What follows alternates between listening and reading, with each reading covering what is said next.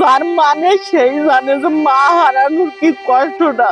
যার মা নেই তার যেন কিছুই নেই। জীবন থেকে মাকে হারানোর পরেই শ্বশুরবাড়ির নির্যাতনে টিকতে না পেরে জীবনের কঠিন পথ একাই হেঁটে চলেছেন অসহায় একজন মা। তাছাড়া কাউকে বলি কি বোঝানো যায়? আমার মা নেয়, আমার পেটের সন্তান দুটো আমার আলাদা আলাদা, যার যায় সেই জানে। ইচ্ছে কি বেদনার, ইচ্ছে কি কষ্ট, এর মতন কোনো কষ্ট পৃথিবীতে কিছু নেই। মানুষ শুধু কষ্ট দিতে পারে, কেউ কষ্টের ভাগ নিতে পারে না। শাশুড়ি ও ননদের নির্যাতনে ঘরছাড়া হয়ে জীবনের কঠিন বাস্তবতার মুখোমুখি বানোয়ারা। স্বামীর সংসার কিংবা বাবার বাড়ি কোথাও ঠাঁই হয়নি তার। তীব্র শীতেও রাস্তায় বসে ডিম বিক্রি করে বেঁচে থাকার লড়াই চালিয়ে যাচ্ছেন তিনি। তারপরেও তিনি সৎ পথেই উপার্জন করছেন। অভাবের তাড়নায় ভুল কোনো পথে পা বাড়াননি। সৎ কর্ম খুঁজে নেওয়াটা সত্যি অনেক কষ্টসাধ্য ব্যাপার। সেই জায়গা থেকে সৎকর্ম এবং সৎভাবে জীবনযাপন করার ওনার যে মহিষী উদ্যোগ, সেটাকে আমি প্রথমত সাধুবাদ জানাই। স্থানীয় একজন মানবিক হৃদয়ের মানুষ তাকে এই উদ্যোগ নিতে সাহায্য করেছিলেন। হাতে নগদ টাকা না দিয়ে তিনি তাকে স্বাবলম্বী হওয়ার পথ দেখান। আমরা আমাদের ব্যবসায়িক যে সকল ভাইরা আছে সবার সঙ্গে করে নিয়েই তাকে আমি কিছু সহযোগিতা করে এখানে দাঁড় করে দিয়েছি। সেটা খুব অল্প কিছু টাকা পয়সা দিয়ে, কারণ আমি দেখলাম যে আমি যদি তার হাতে হয়তো 1000 বা 2000 বা 5000 টাকা দিই, সে সেই টাকাটা খরচ করে আবার অন্য জায়গায় হাত বাড়াবে। মেহেরপুর সদর উপজেলার শোলমারি গ্রামের গৃহবধূ বানুয়ারা খাতুন তার শাশুড়ি ও ননদদের নির্যাতনে ঘর ছাড়া হয়ে মানবেতর জীবনযাপন করতে বাধ্য হয়েছেন। এরপর অন্যের বাড়িতে থেকে কাজ করা, মেসে রান্না করা শুরু করেন। পরবর্তীতে সেদ্ধ ডিম বিক্রি করে কোনো মতে তার জীবন সংগ্রাম চলছে। তার কাছ থেকে এলাকার অনেকেই ডিম খেতে এসে পরোক্ষভাবে তাকে বেঁচে থাকার প্রেরণা দিচ্ছেন। অন্তত এখানে এসে যারা ডিম সাধারণত খায়, তারা এখানে এসে যদি খায় তাহলে ওনার উপকার হবে ব্যবসায়িক ক্ষেত্রে। ওনার বাসা থেকে ওনার ননদ এবং আত্মীয় স্বজনদের কাছে উনি লাঞ্ছিত হয়েছে।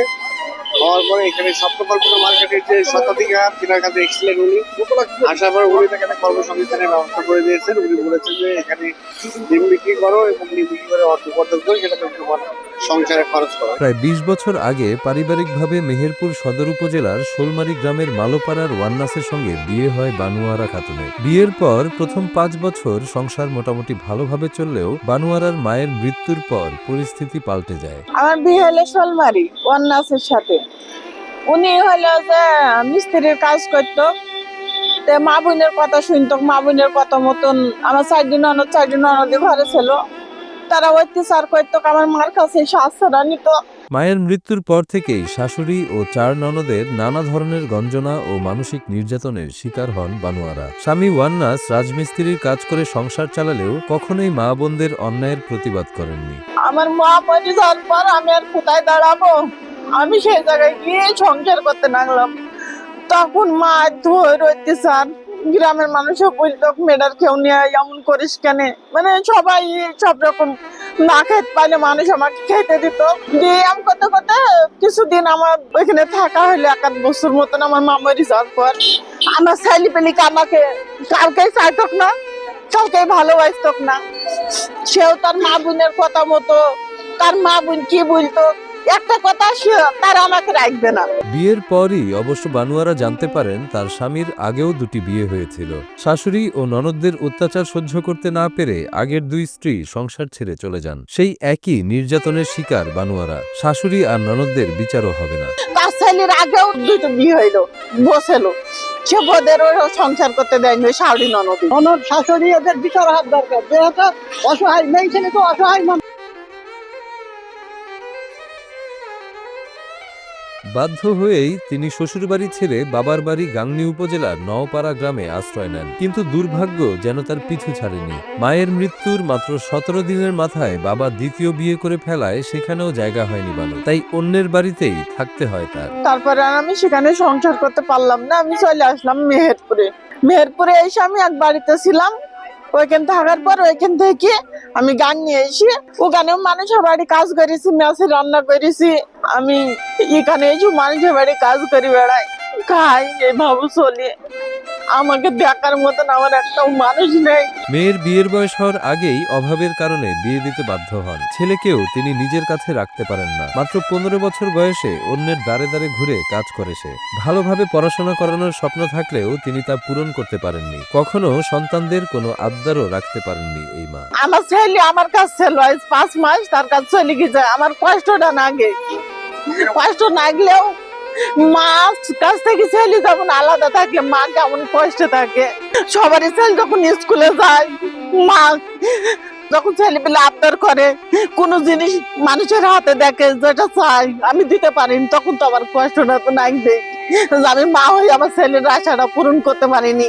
বর্তমানে বানুয়ারা মেহেরপুর গাংনী উপজেলার রাজা ক্লিনিকের পাশে ডিম বিক্রি করে জীবিকা নির্বাহ করছেন। এলাকায় সবচেয়ে কম দামে ব্রয়লার মুরগির ডিম 10 টাকা ও হাঁসের ডিম 20 টাকায় বিক্রি করেন তিনি। দিনে গড়ে মাত্র 200 টাকার মতো আয় হয়। এই সামান্য আয় দিয়ে ঘর ভাড়া ও নিত্য প্রয়োজনীয় খরচ চালানো খুবই কঠিন।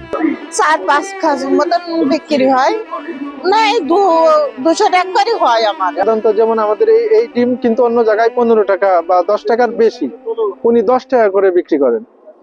তারপরে হাঁসের ডিমটা সম্ভবত 25 টাকা করে বিক্রি হয়, উনি 20 টাকা করে বিক্রি করে। 20 টাকা বেচায় 2 টাকা লাভ হয়, ওতেই আছে ওনার কাছে সংখ্যাটা। সস্তা ডিমের দাম বাজারে 15 টাকা।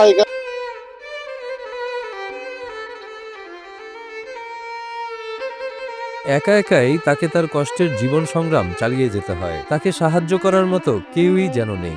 আমাকে কেউ 2 টাকা দিয়ে সাহায্য করবে কি আমাকে কেউ কিছু করবে?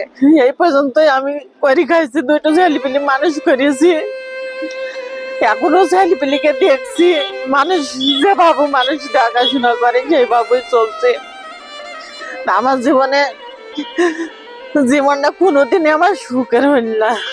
তীব্র শীতে কনকনে বাতাসের মধ্যেও খোলা আকাশের নিচে বসে ডিম বিক্রি করতে দেখা যায় বানুয়ারাকে। এই সামান্য আয়েই অনাহারে অর্ধাহারে তার জীবন চলছে। আমি রান্দি খাই, আমি সময়তে খাইনি, যখন না খাই তখন আমি যে বাড়িতে থাকি সে বাড়িওয়ালারা আমাকে ডাকে ডেকে খেতে মেতে দেয়, তাদের বাড়ি খাই, না খাইলে উপোস পেড়েই থাকি। মেহেরপুর জেলায় আপনারা দেখছেন যে তাপমাত্রা চলছে 8 ডিগ্রি সেলসিয়াস।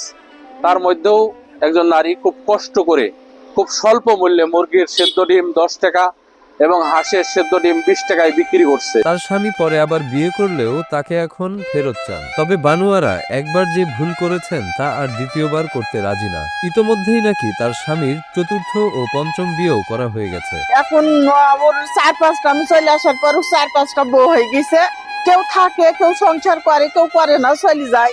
আমি ধারা করে এইভাবে জীবন কাটছে। উনি আমাকে ফেরত চায়, আমি যাইনি। আমার কষ্ট তো যা হবার হয়ে গেছে, সেই কষ্টটার কথাটা তো আমি এখন মনে করতে পারিনি।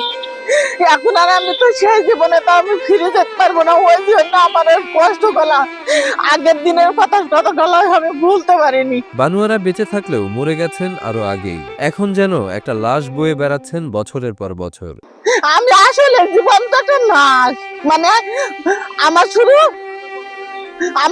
আমার দেহটা বডিটা কোনো রকম জন্মে আমি পুরা মরা।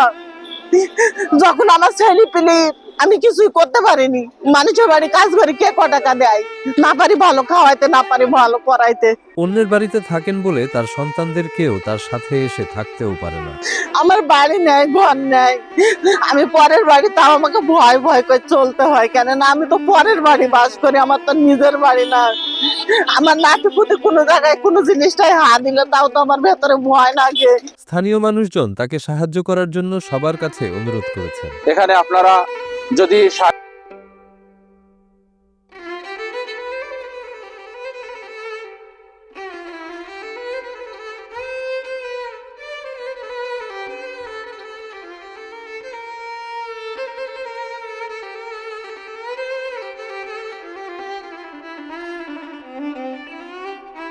বানুয়ারা তার সন্তান নিয়ে আবারও নতুন করে বাঁচার স্বপ্ন দেখতে পারবেন। সমাজের মানবিক মানুষের সাহায্যের হাত কিংবা সরকারের সহযোগিতা পেলে তার জীবন বদলে যেতে পারে। তার এখন সবচেয়ে বেশি প্রয়োজন থাকার মতো একটা ঘর আর আর্থিক কিছু সাহায্যের, যেন নিরাপদে বসবাস করার পাশাপাশি নিজের ছোট্ট উদ্যোগকে তিনি আরো বড় পরিসরে নিতে পারেন। তাহলেই বদলে যাবে তার দুঃখের জীবন।